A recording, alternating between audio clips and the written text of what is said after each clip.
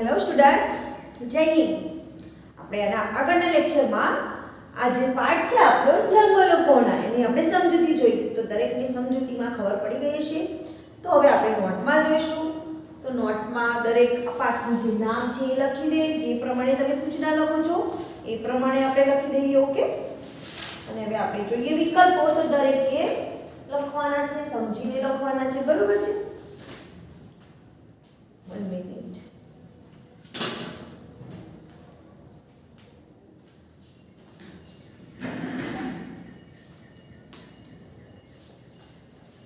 નવા પેજ ઉપરથી લખશે. બરોબર? દરેક આ પાઠની સૂચના છે નવા પેજ ઉપર.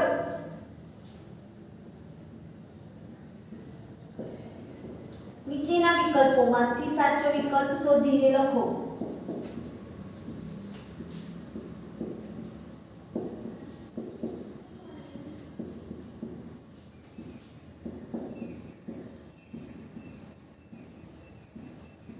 આ પ્રમાણે સૂચના લખીને નવા પેજ ઉપર સારા અક્ષરે છૂટું લખવાનું છે, જેથી કરીને આપણું લખાણ સ્પષ્ટ દેખાય. એમાં નંબર 1 છે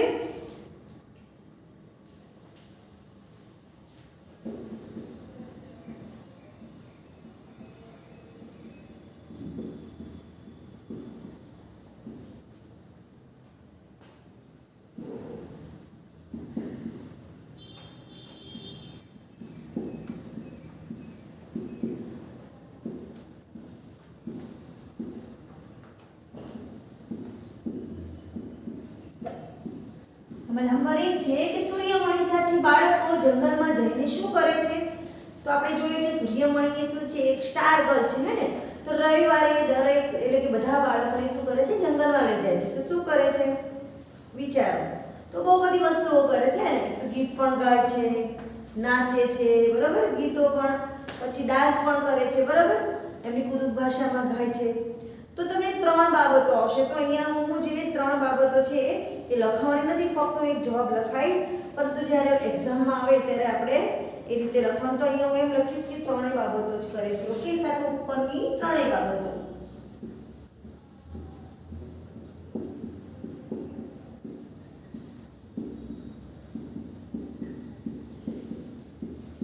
પણ ઓપ્શનમાં આપણે અહીંયા જવાબમાં લખીશું, પણ ઓપ્શનમાં આપણે શું લખીશું? જે 4 ઓપ્શન હશે એ પ્રમાણે. હવે અહીંયા 2 નંબર છે.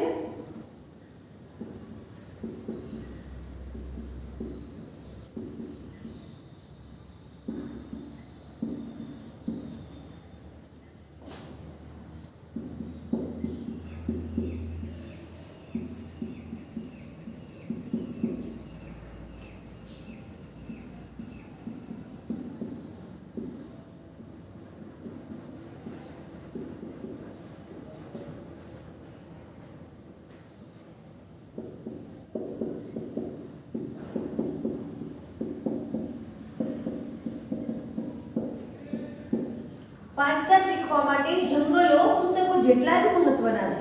આપણે પાઠમાં જોયું કે જો પુસ્તકો આપણા માટે કેટલા મહત્વના છે, એ જ પ્રમાણે જંગલો પણ મહત્વના છે. તો જે આ વાક્ય કોણ બોલે છે? વિચારો. ચલો. તો સૂર્યમણિ કહે છે કે આપણે ભણવા માટે જે પુસ્તકોની જરૂર છે, જેટલા મહત્વના છે, એ જ પ્રમાણે જે આ જંગલો છે એ પણ પુસ્તકો જેટલા જ મહત્વના છે. જંગલોમાંથી ઘણું બધું જાણવા મળે છે. એટલે બાળકોને શું કરે છે? જંગલોની મુલાકાત લે છે દર રવિવારે, જેથી કરીને બાળકોને ખબર પડે કે જંગલમાં કઈ વસ્તુ છે, શું કામમાં આવે છે. બરોબર? એના પછી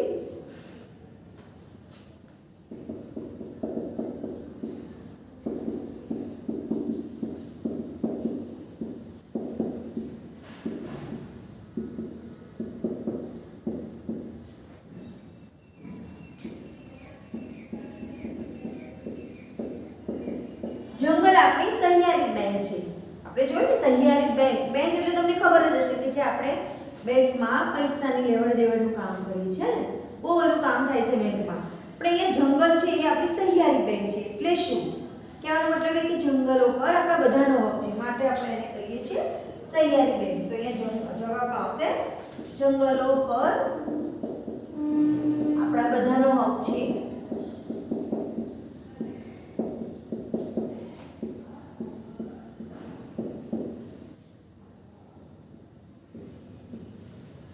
4 નંબર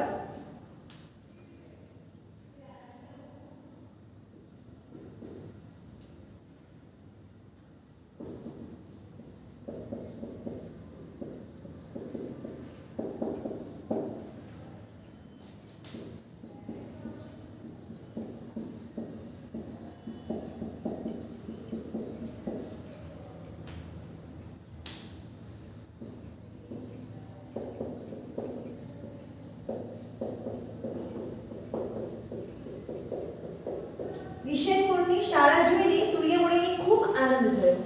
કારણ કે કેમ થયો આનંદ? શું કારણ હતું? તો તમને લોકોને ખબર હતી કે સૂર્યમણીને જંગલો એટલે કે જંગલની તો વનવાસી સ્ત્રી હતી, બરોબર? એટલે કે તેને જંગલો ખૂબ જ ગમતા હતા. માટે તો તે શાળા ગાઢ જંગલોની નજીક હતી. તે શાળા એટલે કે જે શાળામાં એ ભણવા જવાની હતી તે શાળા ગાઢ જંગલોની નજીક હતી. માટે જે સૂર્યમણી છે વિશેનપુરની શાળા જોઈને ખૂબ ખુશ થઈ.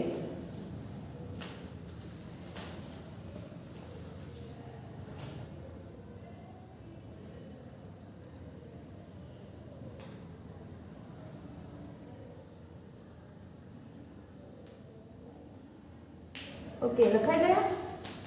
બીજા બે જોઈશું. તો હું મને પૂછું છું, સારા અક્ષરે લખવાનું છે દરેકે.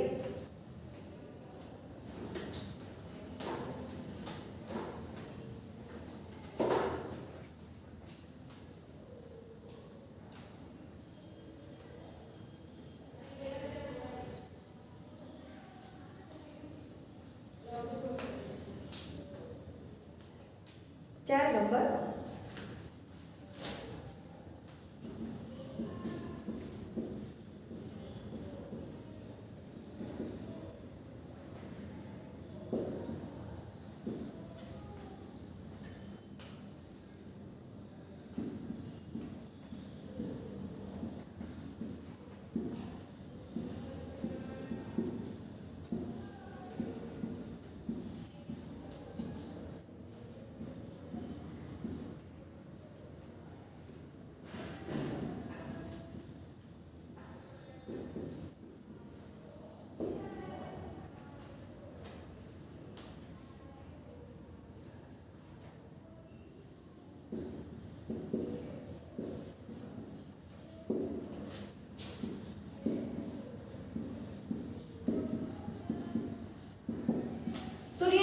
વાસવી દીદી અને બીજોય. તમને ખબર જ હોવી કે વાસવી દીદી કોણ છે? તો જે પત્રકાર છે તે અને બીજોય એટલે કે એનો જે નાનપણનો મિત્ર છે પછી શું કરે છે? એની સાથે લગ્ન કરી લે છે.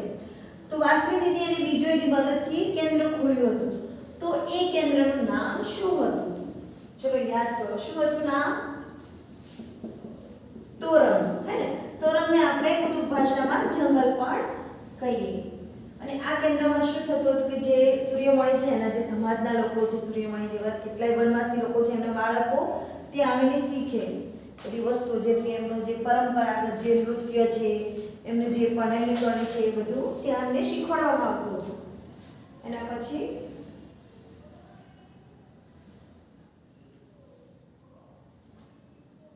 5 નંબર છે કે ના 6 નંબર?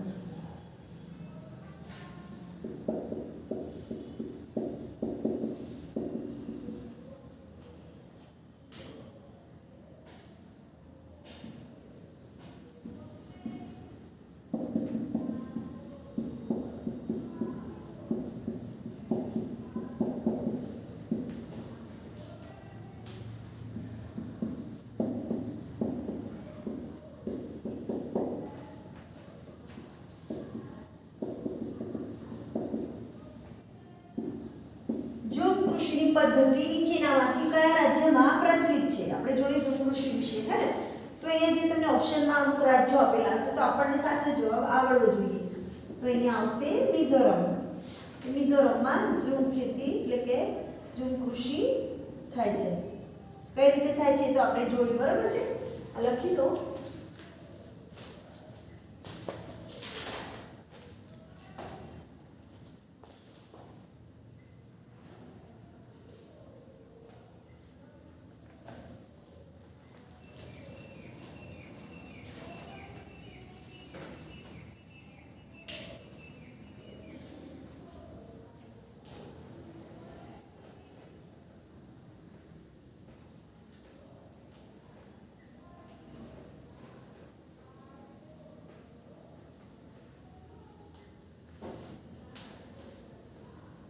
ખાલી જગ્યા જોઈએ.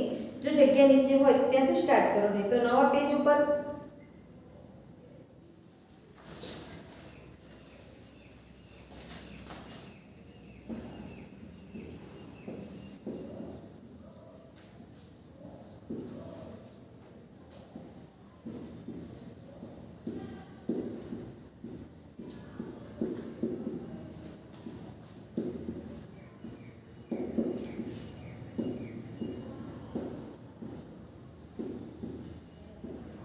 યોગ્ય શબ્દ વડે નીચેના દરેક વિધાનમાં ખાલી જગ્યા પૂરો. એમાં નંબર 1 છે. સારું, અહીંયા હું વાંચું છું, તમારે વિચારી રાખવાનું કે જવાબ શું છે ત્યાં સુધી હું લખું. ઓકે, તો 1 નંબર છે, સૂર્યમણિ દર રવિવારે બાળકોને ખાલી જગ્યામાં લઈ જાય છે. તમે જવાબ વિચારી રાખો કે શું આવે અંદર.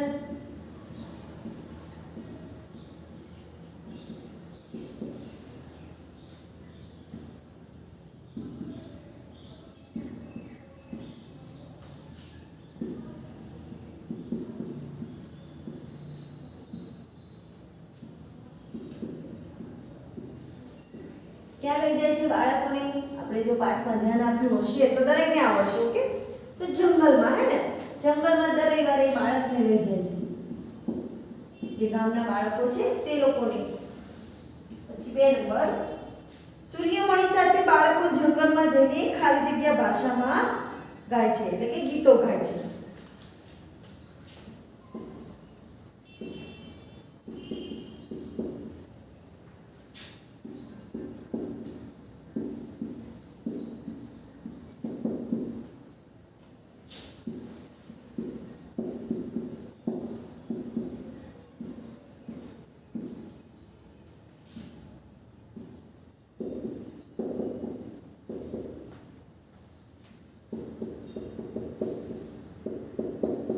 કઈ ભાષામાં ગીતો ગાય છે? જ્યારે બાળકો સૂર્યમણિ સાથે જંગલમાં જાય છે તો નાચે છે, ગાય છે. તો એક ભાષામાં એ ગીતો ગાય છે. કઈ? તો કુદુક. તો અહીંયા આપણે લખીશું કુદુક ભાષા. કુદુક ભાષામાં બાળકો ગીતો ગાય છે. એના પછી 3 નંબર, જંગલમાં રહેતા લોકોને ખાલી જગ્યા કહે છે. આ જવાબ તો દરેકને આવડે.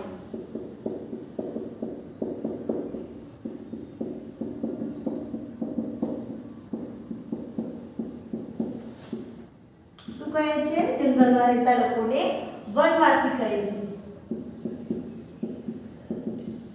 એના પછી, સૂર્યમણિની માતા ખાલી જગ્યામાંથી ટોપલીઓ બનાવતી હતી.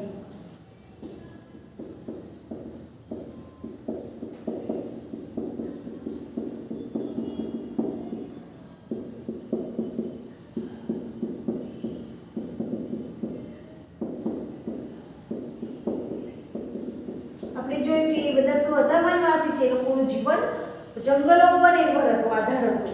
તો જંગલમાંથી જે વસ્તુઓ મળે એમાંથી એ લોકો વેચતા, જેમ કે વાંસ. વાંસમાંથી સૂર્યમણિની માતા શું કરતી?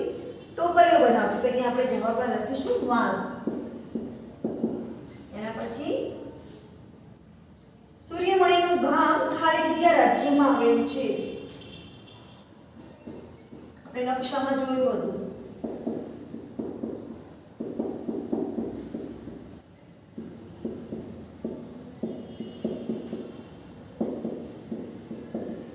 રાજ્યમાં આવેલું છે? તો ઝારખંડ. આપણે રાઉન્ડ પણ કર્યું હતું, હે ને, પેન્સિલ વડે. ઝારખંડમાં આવેલું છે એનું ગામ. એના પછી 6 નંબર, મિઝોરમ લોકોનું ખાસ નૃત્ય ખાલી જગ્યા છે.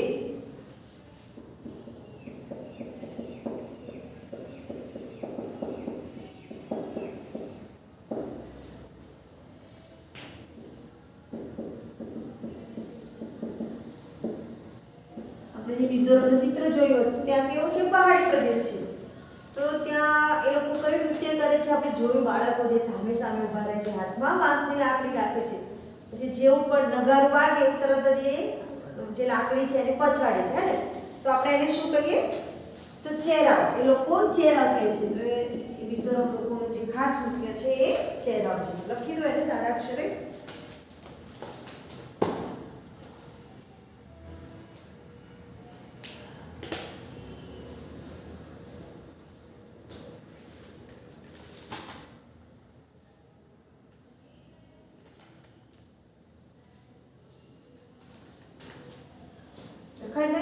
આગળ જોઈશું આપણે.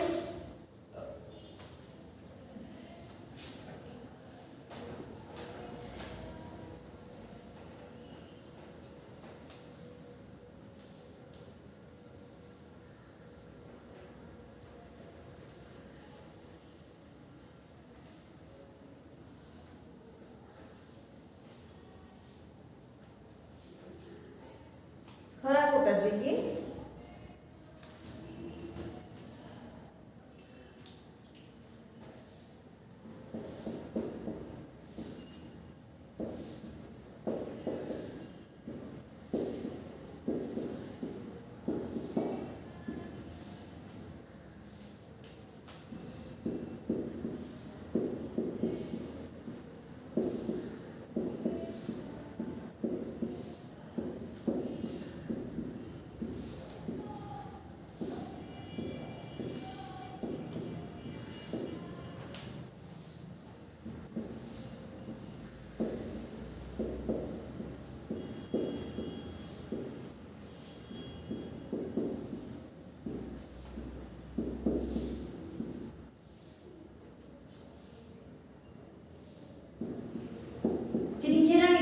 એની સામે જે ખરું છે એની સામે ખરાની અને ખોટું છે એની સામે ખોટાની નિશાની કરવાની છે. એમાં અત્યારે હું એક વાંચું છું, એ તમારે વિચારી રાખવાનું કે આ વિધાન કેવું છે, સાચું છે કે ખોટું. એમાં એક નંબર છે, સૂર્યમણી બાળકોને ઘરે ઘરે જઈને ભણાવતી હતી.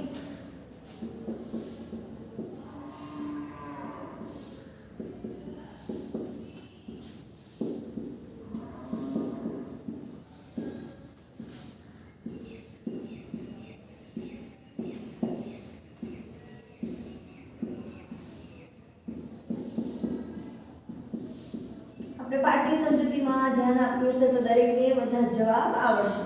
કદાચ એકાદ ના આવડે પણ આવડે ખરી જો ધ્યાન આપવું હોય તો. તો અહીંયા જે સૂર્યમણી છે બાળકોને ઘરે ઘરે જઈને ભણાવતી હતી, તો સાચું છે કે ખોટું? વિચારો, સૂર્યમણી તો શું કરતી હતી? દર રવિવારે બાળકોને જંગલમાં લઈ જતી હતી, હે ને? તો અહીંયા તો ઘરે ઘરે છે, તો વિધાન કેવું છે? ખોટું છે. તો અહીંયા આપણે ખોટું લખીશું. એના પછી સૂર્યમણી ઝારખંડ જંગલ બચાવો આંદોલનના કામમાં જોડાઈ હતી. જે ઝારખંડ જંગલ બચાવો આંદોલન એની સાથે કોણ હતું? જે વાસુદેવજી પણ હતા, બરાબર? બંને સાથે તો એમાં જોડાઈ હતી. તો વિધાન કેવું આવે?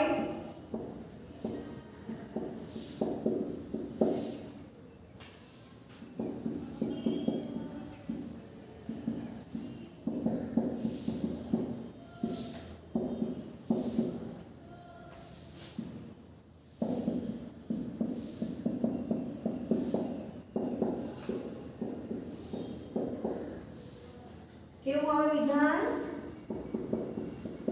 સૂર્યમણી ઝારખંડ જંગલ બચાવો આંદોલનમાં જોડાઈ હતી. તો વિધાન કેવું છે? સાચું છે. 3 નંબર, મિઝોરમના પર્વતીય પ્રદેશોમાં જંગલો આવેલા છે.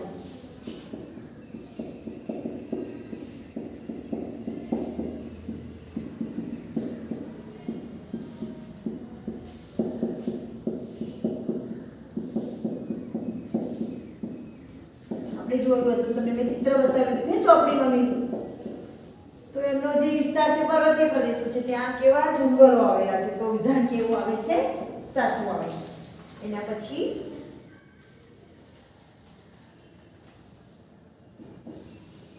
ઝૂમ કૃષિમાં રાસાયણિક ખાતરોનો ઉપયોગ કરવામાં આવે છે.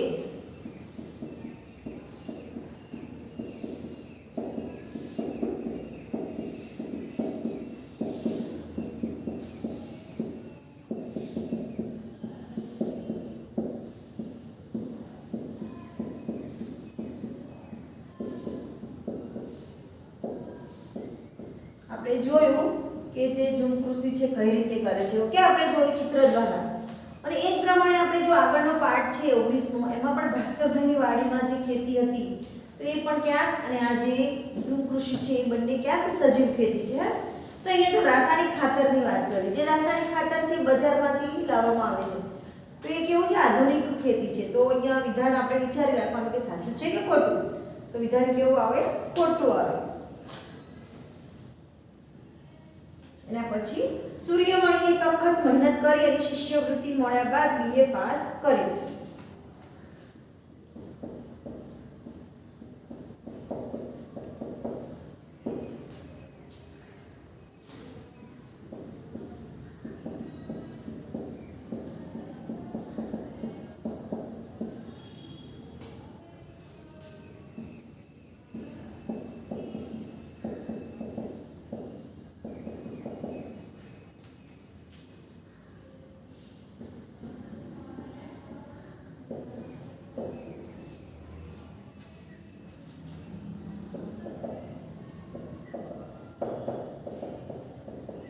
જે સૂર્યમણી હતી એ આગળ વધવા માંગતી હતી તો એને શું સખત મહેનત કરી અને પછી આમાં તેને સ્કોલરશિપ એટલે કે શિષ્યવૃત્તિ મેળવી અને પછી એ બીએ પાસ કર્યું એટલે કે કોલેજ મેં વાત કરી હતી એમ એને પાસ કર્યું. તો વિધાન કેવું છે? સાચું છે. અહીંયા તમારું હોમવર્ક છે.